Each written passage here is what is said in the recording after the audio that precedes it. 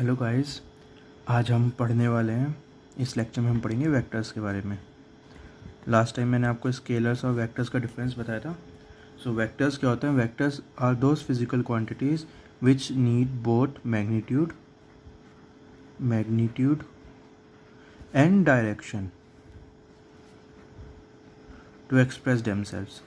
सो vectors के लिए हमें मैग्नीट्यूड भी चाहिए होता है और डायरेक्शन भी चाहिए होती है। इसका मैंने आपको एग्जांपल लास्ट टाइम में बताया था। अगर वेलोसिटी वेक्टर की बात करें, वेलोसिटी इज़ अ वेक्टर, तो वेलोसिटी के लिए जब हम एक्सप्रेस करते हैं तो इसे 50 किलोमीटर पर आवर इन नॉर्थ डायरेक्शन। जब मुझे ये पूरी इन्फॉर्मेशन मिलेगी जो कि ये मैग्नीट्यूड है और ये डायरेक्शन है नॉर्थ, जब मुझे पूरी इन्फॉर्मेशन मिली 50 किलोमीटर पर आवर इन नॉर्थ, तब मतलब वेलोसिटी कहलाएगी, है ना। तो वेलोसिटी वेक्टर है क्योंकि उसके लिए मुझे मैग्नीट्यूड भी चाहिए और डायरेक्शन भी चाहिए। सिमिलरली डिस्प्लेसमेंट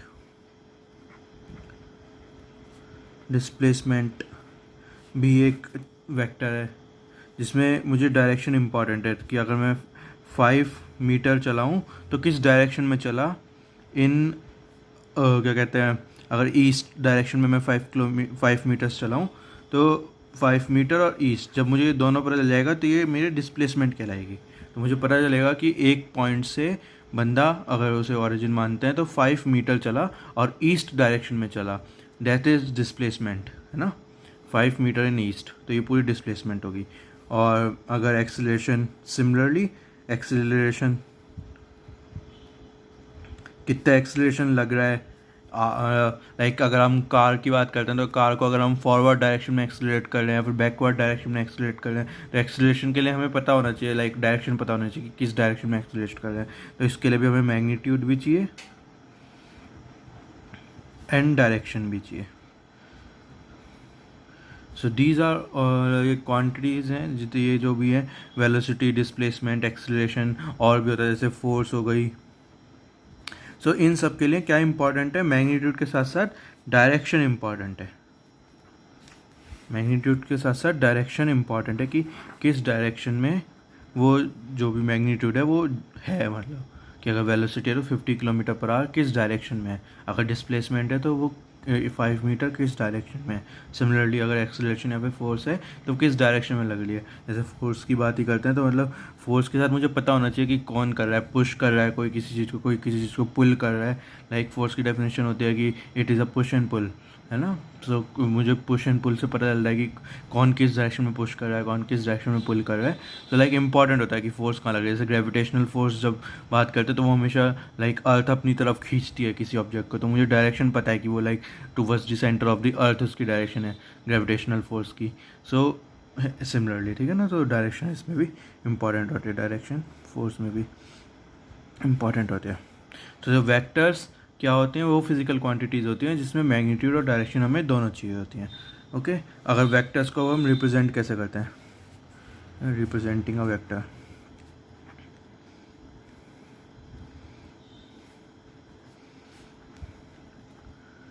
वेक्टर को मान लो मतलब सिंबलिकली 3 तरीके से रिप्रेजेंट कर सकते हैं। ए के ऊपर ऐसे लगा दो या तो, या फिर ए के ऊपर एरो, या फिर ए को बोल्ड में लिख दो। बुक्स में 3 तरीके से वेक्टर रिप्रेजेंट होता है। जो भी आप जैसे बुक्स यूज़ करोगे फिजिक्स के क्वेश्चन सॉल्व करने के लिए, तो वहाँ पे वेक्टर्स को 3 तरीके से रिप्रेजेंट कर सकते हैं। कहीं किसी बुक्स में ए के ऊपर ऐसे ये लगा देते हैं, किसी ए के ऊपर एरो लगाते हैं, किसी ये हम जो यूज़ करने वाले हैं, मैं इस ऐसा यूज़ करने वाला हूँ ए के ऊपर एरो वाले को, ठीक है। बाकी बुक्स में कैसे भी हो सकता है, तो हम ऐसे यूज़ करने वाले हैं। सो ए वेक्टर लाइक दिस। सो अब इम्पॉर्टेंट क्या है, अभी मैंने आपको वेक्टर में बताया कि वेक्टर में डायरेक्शन मैग्नीट्यूड होता है, और वेक्टर में और क्या होता है, डायरेक्शन होती है, राइट। कि अगर वेक्टर है तो उसमें 2 इंफॉर्मेशन हमें पक्के से चाहिए होती है, मैग्नीट्यूड एंड डायरेक्शन। तो जो ए है, ए वेक्टर है, इसको हम लिख सकते हैं ऑन द बेसिस ऑफ इस इंफॉर्मेशन की मैग्नीट्यूड और डायरेक्शन क्या होता है कि ए का कुछ मैग्नीट्यूड होगा और ए कैप क्या है, ए कैप है is a unit vector in the direction of A vector, A vector को हम लिख सकते हैं magnitude of A multiplied by A cap, magnitude of A multiplied by A cap. A vector को ऐसे रिप्रेजेंट कर सकते हैं, ठीक है, ए वेक्टर को हम रिप्रेजेंट कर सकते हैं magnitude of A multiplied by A cap. ये इंपॉर्टेंट है, इसे याद रखना है।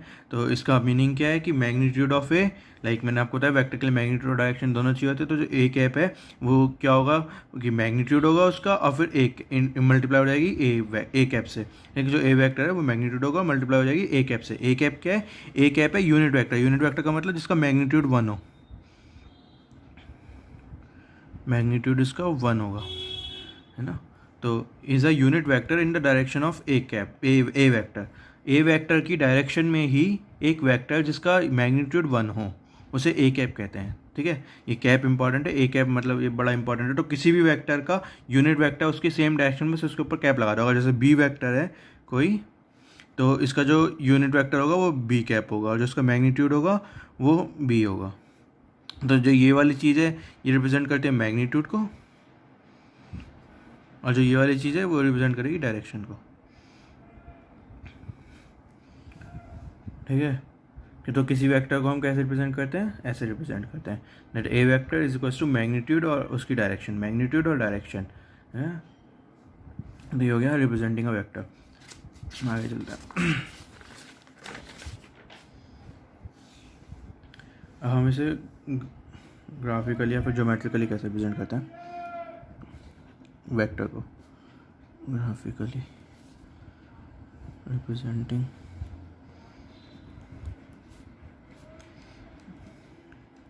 ए वेक्टर, ग्राफिकली किसी वेक्टर को हम कैसे रिप्रेजेंट करते हैं? तो ये एक्सेस बना लेते हैं जो कि हम यूज़ करते हैं, लाइक ये प्लस एक्स है, ये माइनस एक्स है, ये प्लस वाई है, ये माइनस वाई है, ठीक है। ये 2 डायमेंशन हमारा कार्टेशियन प्लेन टाइप है, एक्स वाई एक्सेस हमने बना ली। अब इसमें हम क्या कहते हैं, हमारा क्या है, जैसे ए वेक्टर है ना, ए वेक्टर है। तो इसमें मैंने आपको सिंबल लेके बता दिया कि वो मैग्नीट्यूड और ए कैप से रिप्रेजेंट होता है। और ग्राफिकली कैसे रिप्रेजेंट होता है? ग्राफिकली रिप्रेजेंट होता है एक ए वेक्टर ग्राफिकली कैसे रिप्रेजेंट होता है? ग्राफिकली रिप्रेजेंट होता है एरो से, लेंथ ऑफ एरो, ग्राफिकली वो रिप्रेजेंट होता है एक एरो से, है ना। और उसमें जो मैग्नीट्यूड है वो लेंथ ऑफ एरो से रिप्रेजेंट होता है, length of arrow, length of arrow क्या है? उसका मैग्नीट्यूड।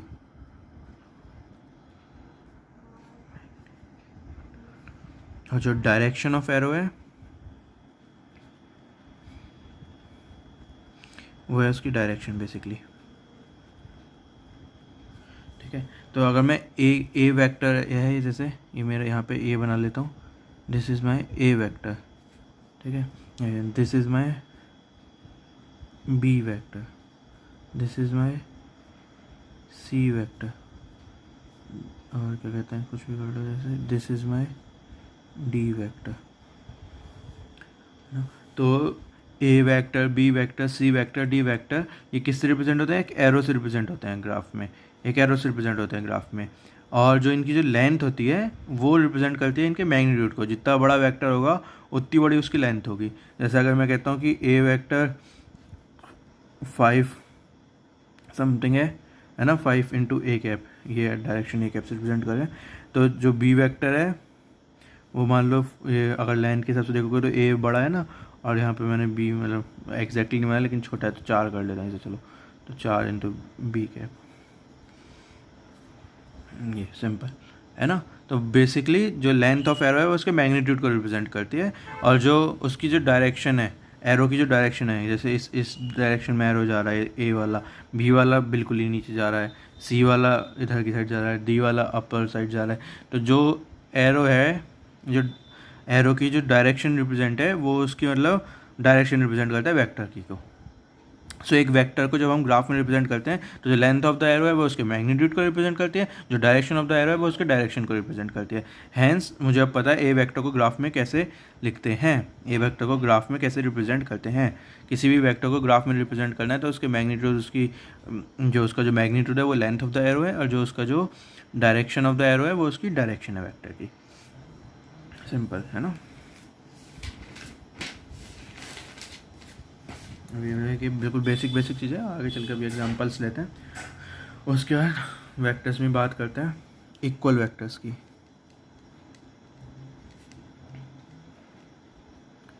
इक्वल वेक्टर्स क्या होते हैं? अगर मेरे पास एक ए वेक्टर है और एक बी वेक्टर है, और मैं कह रहा हूँ A and B are equal vectors, तो इसका मीनिंग क्या होगा? जब जैसे मैं कह रहा हूँ A and B are equal vectors, तो इसके ये होगा magnitude of A is equals to magnitude of B, and ये A cap is equals to B cap. अगर मैं कहता हूँ ए वेक्टर और बी वेक्टर इक्वल वेक्टर्स हैं, तो इसका मतलब होगा magnitude of A magnitude of B के इक्वल है, और जो ए कैप है वो बी कैप के इक्वल है। इक्वल वेक्टर जैसे मैं कहता हूँ कि अगर ए वेक्टर और बी वेक्टर इक्वल वेक्टर्स हैं, समझ में आ रही बात? तो इक्वल वेक्टर्स का अगर दो वेक्टर्स को मैं इक्वल कहूँगा तो उनका मैग्नीट्यूड भी बराबर होना चाहिए और उनके डायरेक्शन भी सेम होनी चाहिए। इसे ही जब हम ग्राफ में करते हैं, ये जैसे अगर हमारा एक्स वाई है, तो अगर ये मेरा ए वेक्टर है और मैं कह रहा हूँ बी वेक्टर मेरा क्या है, इक्वल वेक्टर है, तो लाइक मेरा बी वेक्टर कहीं ऐसे होगा, ए वेक्टर के पैरेलल होगा और सेम लेंथ में होगा, वो यहाँ पे भी हो सकता है, या फिर वो यहाँ पे भी हो सकता है, या फिर वो यहाँ पे भी हो सकता है। इम्पॉर्टेंट क्या है? ए और बी आपस में पैरेलल होंगे, क्योंकि सेम डायरेक्शन होनी चाहिए ना, ए कैप की बी कैप के साथ डायरेक्शन होनी चाहिए, तो जो ए जिस डायरेक्शन होगा उस डायरेक्शन बी होगा, बी जैसे सेम ही डायरेक्शन है, ये सेम डायरेक्शन है, सब सेम डायरेक्शन है, सब इधर की साइड जा रही है ना। और जो इसका मैग्नीट्यूड है वो लेंथ ऑफ एरोस रिप्रेजेंट करता है, तो सेम लेंथ के एरोज होंगे ये सारे ए और बी वाले। समझ में आ गई ये वाली बात? तो जब ए वेक्टर और बी वेक्टर इक्वल वेक्टर्स हैं, तो इसे ऐसे रिप्रेजेंट करते हैं कि जो मैग्नीट्यूड ऑफ ए है वो मैग्नीट्यूड ऑफ बी के इक्वल होगा, जो ए कैप है वो बी कैप के इक्वल होगा, और ग्राफ में रिप्रेजेंट करते हैं पैरेलल एरोज से, parallel arrows of same length, parallel होंगे दोनों के और सेम लेंथ होगी, सो है ना, और इक्वल वेक्टर्स हो गए। अब एक और अगली बात करते हैं,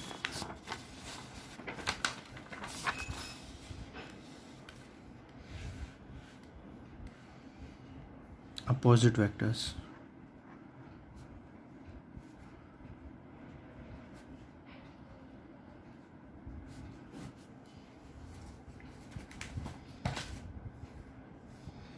अपोजिट वेक्टर्स में क्या होगा? अगर मैं कहता हूँ ए वेक्टर और बी वेक्टर्स मेरे अपोजिट वेक्टर्स हैं, सो इसका जो मैग्नीट्यूड होगा, ए का जो मैग्नीट्यूड होगा वो बी के इक्वल होगा, लेकिन जो ए की कैप होगी वो माइनस बी कैप होगी, मतलब जो डायरेक्शन होगी वो नेगेटिव में होगी। समझ में आई? दोबारा से बात करते हैं, अपोजिट वेक्टर्स हैं। अगर मैं कहता हूँ मेरा ए वेक्टर और बी वेक्टर अपोजिट वेक्टर्स हैं, तो जो मैग्नीट्यूड ऑफ ए होगा वो मैग्नीट्यूड ऑफ बी के इक्वल होगा, और जो ए कैप होगा वो माइनस बी कैप के इक्वल होगा। इसे ग्राफिकली कैसे लिखेंगे? ग्राफिकली देख लो। ग्राफिकली अगर मैं कह रहा हूँ जैसे कि ए और बी इक्वल है, तो अगर ये ए है मेरा, तो जो मेरा बी होगा वो नेगेटिव डायरेक्शन में होगा, ठीक है। बिल्कुल मैग्नीट्यूड दोनों का सेम होगा, दोनों पैरेलल भी होंगे क्योंकि सिर्फ नेगेटिव डायरेक्शन हुई है ना। तो अगर ए कैप की डायरेक्शन ये थी, तो बी कैप की डायरेक्शन बिल्कुल उसके अपोजिट हो जाएगी। नेगेटिव का मतलब होता है डायरेक्शन बिल्कुल अपोजिट कर देते हैं। तो अगर A cap is equal to minus B cap, तो जो बी कैप हो सकता है वो मेरा ऐसे हो सकता है, या फिर यहाँ पे भी कर सकते हैं, सेम ही होगा। ये बी कैप भी, ये भी बी कैप ही होगा, ये भी बी कैप ही होगा, ये भी बी कैप ही होगा। ये समझ आ रहा है मैं कैसे? ये जो वेक्टर्स होते हैं वो फ्री वेक्टर्स होते हैं। वेक्टर्स क्या होते हैं? वेक्टर्स होते हैं फ्री वेक्टर्स। मतलब मैं इन्हें ग्राफ में कहीं पे भी शिफ्ट कर सकता हूँ एक तरीके से, ये मैं बी वेक्टर को उठा के कहीं पे भी शिफ्ट कर सकता हूँ। इंपॉर्टेंट क्या है, इसकी लेंथ चेंज नहीं होनी चाहिए और इसकी डायरेक्शन चेंज नहीं होनी चाहिए। इसे मैं यहाँ पे रख सकता हूँ, कहीं पे भी रख सकता हूँ पूरे ग्राफ में, जैसे मैं रख रहा हूँ यहाँ पे भी रख दिया, यहाँ पे भी रख दिया, यहाँ पे भी रख दिया। एक वेक्टर को उठा के मैं पूरे ग्राफ में कहीं पे भी शिफ्ट कर सकता हूँ। इंपॉर्टेंट क्या है, इंपॉर्टेंट ये है कि उसकी डायरेक्शन सेम रहनी चाहिए और मैग्नीट्यूड सेम रहना चाहिए, मतलब जो एरो है उसकी लेंथ सेम रहनी चाहिए और वो जो एरो जिस डायरेक्शन में पॉइंट कर रहा है हमेशा उसी डायरेक्शन में पॉइंट करते रहना चाहिए। उसके बाद आप उसे उठा के कहीं पे भी रख दो, कोई फर्क नहीं पड़ेगा, क्योंकि वेक्टर्स होते हैं फ्री वेक्टर्स होते हैं, they can be shifted in the graph like. Okay, ये इम्पॉर्टेंट एक वो होता है वेक्टर्स का कि वो शिफ्ट करे जा सकते हैं। तो क्वेश्चन सॉल्व करने में सिंपल होता है कि मतलब चाहे वो भी वेक्टर यहाँ पे रख सकते हैं, यहाँ पे रख सकते हैं, जहाँ पे भी आपकी मर्जी हो हम उसे रख सकते हैं सॉल्व करने के लिए क्वेश्चंस को। ओके, सो हमने वेक्टर्स के बारे में आज के में ये पढ़ा, जो हमने पढ़ा वो आपने सीख लिया कि हमने सबसे पहले वेक्टर्स को पढ़ा कि वेक्टर्स क्या होते हैं। Vectors are those physical quantities जिसमें मैग्नीट्यूड भी चाहिए होता है एंड डायरेक्शन भी चाहिए होता है, मैग्नीट्यूड प्लस डायरेक्शन। ठीक है, एग्जांपल हैं वेक्टर्स के वेलोसिटी, डिस्प्लेसमेंट, फोर्स, एक्सेलरेशन। उसके बाद फिर हमने पढ़ा कि वेक्टर्स को ग्राफिकली कैसे रिप्रेजेंट करते हैं। वेक्टर्स को पहले रिप्रेजेंट कैसे करते हैं कि एक मैग्नीट्यूड इनटू उसका कैप क्या होता है, डायरेक्शन होती है, तो मैग्नीट्यूड इनटू डायरेक्शन। सो अगर कोई भी ए वेक्टर है, लेकिन ये रिव्यू कर रहा हूँ मैं आज के उसका जो आज हमने पढ़ा, ठीक है। तो जो कोई भी अगर ए वेक्टर है तो वो मैग्नीट्यूड इनटू उसके कैप, जो कि ए कैप होता है, जो कि एक यूनिट वेक्टर होता है, उसी की डायरेक्शन में क्या कहते हैं, ए वेक्टर की डायरेक्शन में। उसके बाद फिर हमने पढ़ा कि उसे ग्राफिकली कैसे रिप्रेजेंट करते हैं। तो ग्राफिकली रिप्रेजेंट करते हैं कि जो लेंथ ऑफ द एरो है, जो लेंथ है वो उसका मैग्नीट्यूड होता है, और जो ये वाली जो डायरेक्शन है बेसिकली ये क्या होती है, उसकी डायरेक्शन होती है, या फिर मतलब ए कैप रिप्रेजेंट करता है। ओके, ये हमने पढ़ा कि ग्राफ में कैसे रिप्रेजेंट करते हैं। उसके बाद फिर हमने अपोजिट वेक्टर्स के, उस इक्वल वेक्टर्स और अपोजिट वेक्टर्स के बारे में पढ़ा। इक्वल वेक्टर्स में क्या होता है, इक्वल वेक्टर्स में अगर ए वेक्टर मेरे बी वेक्टर के इक्वल है तो मुझे पता चल गया magnitude of A magnitude of B के इक्वल होगा, और जो ए कैप है वो बी कैप के इक्वल होगा। ओके, उसके बाद फिर अपोजिट, ऐसे ही अपोजिट वेक्टर्स में मैंने क्या पढ़ा कि अगर ए वेक्टर मेरे माइनस बी वेक्टर के इक्वल है तो जो मेरा मैग्नीट्यूड ऑफ ए होगा वो मैग्नीट्यूड ऑफ बी के इक्वल होगा, और जो मेरा ए कैप होगा वो माइनस बी कैप के इक्वल होगा। डायरेक्शन अपोजिट हो जाएगी, मैग्नीट्यूड सेम रहेगा। ओके, उसके बाद फिर हमने पढ़ा कि वेक्टर्स क्या हैं, फ्री वेक्टर्स होते हैं, उसे हम ग्राफ में कहीं पर भी ले जा सकते हैं। ठीक है, वो तो मतलब पढ़ा के नोट टाइप था एक कि वेक्टर्स होते हैं, फ्री वेक्टर्स होते हैं, उसे हम ग्राफ में कहीं पर भी शिफ्ट कर सकते हैं। उसके अलावा एक और चीज़ कर लेते हैं, मतलब कैप वाले पे अगर ये ए कैप जो है, जैसे आपका ये होता है ना कार्टेशियन प्लेन होता है, ये एक्स है, ये वाई है। अगर ये ए कैप मेरा इस डायरेक्शन में है, बोले तो प्लस एक्स के डायरेक्शन में है, तो इसे मैं आई कैप कहता हूँ। ये जनरल एक तरीके से कि कोई भी यूनिट वेक्टर प्लस एक्स वाली एक्सिस के डायरेक्शन में होगा तो वो आई कैप कहलाएगी। ऐसे ही कोई भी यूनिट वेक्टर अगर इस डायरेक्शन में होगा, है ना, प्लस वाई डायरेक्शन में होगा तो वो जे कैप कहलाएगी, नहीं एक्स और वाई। और अगर सिमिलरली अगर हम करेंगे, अगर आपको पता हो ये कि 3 डायमेंशन अगर हम प्लेन कर 3 डायमेंशन की बात करते हैं तो ये एक्स है, ये वाई है, और ये ऊपर की साइड आता हुआ, ये पेन को अगर मैं ऐसे रख देता हूँ, पेन अगर मैं ऐसे रख देता हूँ कि आपकी साइड आता हुआ, पेपर अगर प्लेन है तो ऊपर की साइड आता हुआ, तो वो क्या होता है, प्लस जेड डायरेक्शन होती है। उसे हम रिप्रेजेंट ऐसे करते हैं, एक ये और डॉट लगा दो तो ये प्लस जेड होती है। ठीक है, और अगर नीचे जाता हुआ होता, प्लेन के अंदर जाता हुआ होता तो वो माइनस जेड होती है ना। ये अगर जैसे ये प्लस एक्स है, ये माइनस एक्स है, ये प्लस वाई है, ये माइनस वाई है, तो अगर ऊपर आता हुआ है तो प्लस जेड, और नीचे जाते हुए को ऐसे रिप्रेजेंट करते हैं, एक्स लगा दो, है ना, तो ये minus Z. So plus Z में जो यूनिट वेक्टर होता है वो मेरा कहलाता है के कैप, आई जे के। प्लस एक्स के डायरेक्शन में आई कैप, प्लस वाई के डायरेक्शन में जे कैप, प्लस जेड की डायरेक्शन में के कैप। ओके, एंड मतलब ये एक्स एक्सिस है, ये वाई एक्सिस है, और जेड एक्सिस क्या है, perpendicular to the plane of the paper, perpendicular to the X and Y यहाँ पे एक प्लेन में है ना, जो ये प्लेन के किसके, और जो वो प्लेन है वो क्या है, पेपर जो है ये मेरा उस वो वो वही वाला प्लेन है जहाँ पे मेरा एक्स और वाई है। तो इस प्लेन के परपेंडिकुलर जो होगा वो मेरा होगा जेड एक्सिस। अगर जेड एक्सिस को मैं ऊपर की साइड ले रहा हूँ तो वो प्लस जेड एक्सिस है, और जेड एक्सिस अगर मेरी पेपर के अंदर जा रही है तो वो माइनस जेड एक्सिस है ना। अगर ऊपर की साइड को हम ऐसे डॉट से रिप्रेजेंट करते हैं, सर्कल में डॉट लगा दो तो वो ऊपर की साइड आ रही है, और सर्कल में क्रॉस लगा दो तो नीचे की साइड जा रही है। याद कैसे रखोगे डॉट और क्रॉस का? सिंपल है, अगर जैसे आपने ट्रेन को देखा हो, ट्रेन जब जाती है जो उसका जो एंड होता है, एंड वाला डिब्बा होता है, उस पर क्रॉस लगा होता है, तो मतलब जाती हुई डायरेक्शन क्रॉस है। तो अगर ये पेपर है तो जाती हुई, पेपर के अंदर जाती हुई डायरेक्शन क्रॉस है। ये याद करने का तरीका है। मतलब अगर आप भूल जाओ कि डॉट वाला ऊपर होता है कि एक्स वाला ऊपर होता है, तो हमेशा याद रखो एक्स वाला ट्रेन से मैच खाता है। जैसे ट्रेन जब जा रही होती है तो लास्ट वाले डिब्बे में एक्स लगा रहता है, तो ऐसी जो अगर पेपर के प्लेन के अंदर अगर एक्सिस जा रही है तो वो एक्स, मतलब ये एक्स वाले सिंबल से रिप्रेजेंट करते हैं। तो ये माइनस जेड है, वो प्लस जेड है। और उनका जो यूनिट वेक्टर्स होते हैं बोले तो, जिसका मैग्नीट्यूड 1 हो, तो एक वेक्टर जिसका मैग्नीट्यूड 1 है और वो प्लस एक्स की साइड मुझे पॉइंट कर रहा है, तो वो आई कैप, उसका नाम हमने एक स्पेशल कर दिया, क्योंकि एक्स वाई जेड लाइक एक तरीके से अच्छे से हैं, तो उसे हम एक्स वाई जेड की डायरेक्शन में जो यूनिट वेक्टर्स हैं उन्हें हम स्पेसिफाई कर रहे हैं पर्टिकुलरली कि वो आई कैप हैं, जे कैप हैं और के कैप हैं। सो ये मतलब बहुतों को पता भी होता है, तो सिंपल बात हो गई। सो आज के लेक्चर में हमने वेक्टर्स के बारे में पढ़ा। अगले लेक्चर्स में हम वेक्टर्स के बारे में ये पढ़ेंगे कि जब वेक्टर्स को स्केलर से मल्टीप्लाई करते हैं तो क्या रिजल्ट आता है, जब वेक्टर्स को ऐड करते हैं दूसरे वेक्टर्स के साथ तो कैसे ऐड करते हैं, क्या रिजल्ट आता है। Okay, thank you.